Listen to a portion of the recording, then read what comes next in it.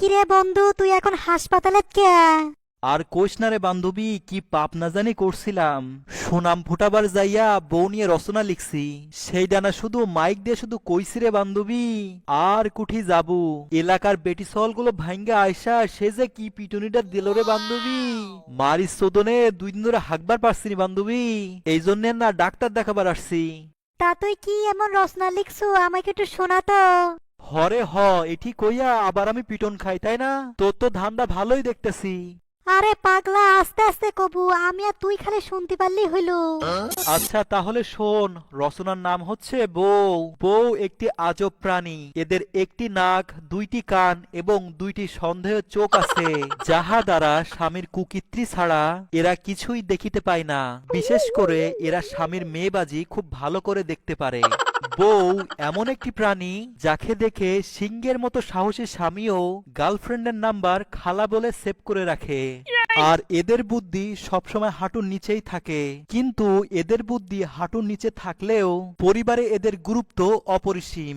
এদের অস্ত্র হলো ঝাঁটা, বটি, খুন্তা, হাতা, জুতা, বালতি ইত্যাদি। আর এরা খুব ভালোভাবে ঝগড়া করতে পারে। আর বউ এমন একটি প্রাণী যে নিজের বউকে ছেড়ে অন্যের সকলের বউকে বেশ ভালোই লাগে। এই আস্তে কবারে, তোর কথা শুনে তো আমার ভয় লাগেছে। আমার মনে হচ্ছে তোরে তো আমিই কষাই। আর এখানে কিন্তু নার্সের অভাব নাই। এই তো তুই কথার মধ্যে ফস করে পাটা ঢুকাই দিলি, চুপ করে থাক, আমি আস্তে আস্তে করছি হে। বউ এমন একটি আজব প্রাণী যাদের ঝগড়া হলো মৌলিক অধিকার। দিনে একবার হলেও স্বামীর সাথে তারা ঝগড়া করবেই।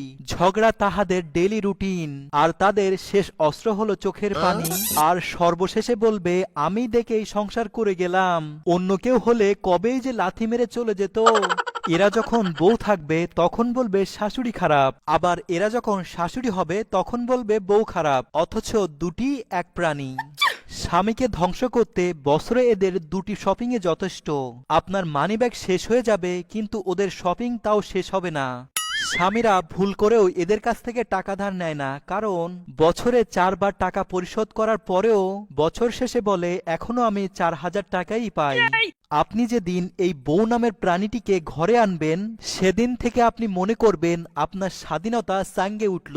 কিন্তু আপনি মাঝে মাঝে স্বাধীনতা পাবেন যেদিন বউ বাপের বাড়িতে বেড়াতে যাবে। বউ অত্যন্ত একটি সাহসী প্রাণী, কারণ বর বিয়ে করতে যাওয়ার সময় কমপক্ষে 70 থেকে 80 জন মানুষ নিয়ে বিয়ে করতে যায়, কিন্তু বউ একাই আসে স্বামীর বাড়িতে। ও আরেকটা কথা বলাই হয়নি, বইয়ের ইংরেজি নাম হচ্ছে ওয়াইফ, WIFE, যার পূর্ণরূপ হচ্ছে উইদাউট ইনফরমেশন ফাইট এভরিওয়ান। তোর এখনো শেষ হয়নি, আর কত বড় বাড়ে। আমার কিন্তু ভয় লাগেছে, আর আমার কিন্তু রাগের গড়া জ্বলতেছে। এ ভয় কিসের রে? এত রাগ হচ্ছে কিসের জন্য? ভালো করে শোন, তোর কাজে লাগবে। বউ 2 রকমের হয়। প্রথমত যারা রান্না বান্না করে, থালা বাসন মাজে, বাড়ির সব কাজ করে, তাদেরকে আমরা গুণবতী বউ বলি। দ্বিতীয়ত হচ্ছে যারা খায় দায় ঘুমায় আর হাগে, তাদেরকে আমরা অকর্মা বউ বলি। এরা বোঝে কম কিন্তু চিল্লায় বেশি। কিছু বউ আছে যাদের একটু বয়স হয়ে গেলেই একটু মোটা হয়ে যায়, এদেরকে আমরা ভাবি বলে ডাকি। আর এই ভাবিদের উপর ব্যাচেলার ছেলেমেয়েদের একটু ক্রাশ বেশিই থাকে। সর্বশেষে বলি, এদের ক্ষমতা অত্যন্ত বেশি। এজন্য আপনি এদের কিছু বললে নারী নির্যাতনের মামলা খেতে পারেন, অথবা যাবজ্জীবনের আসামি হতে পারেন। তুই থাম থাম থাম, তুই কি রচনা লিখছিস বারে? আমার তো রাগে এখন রক্ত খুলতেছে, মনে হচ্ছে আমি তোর পায়খানা এখন বন্ধ করে দিই। তুই এত কিছু বলার পরে তোর বাসায় রাখছে, এইটাই তুই কপালে হাত দে। তবে বন্ধু, তোকে অনেক ধন্যবাদ। আমার এই কয়দিন ধরে পাতলা পায়খানা হচ্ছিল, কিন্তু তোর এই বউ রচনা শুনে আমার রাগের শোধনে পাতলা পায়খানা এখন বন্ধ হয়ে গেছে। আমার আর মনে হয় ডাক্তার দেখানো লাগবে না, তুই থাক, আমি গেলাম গা।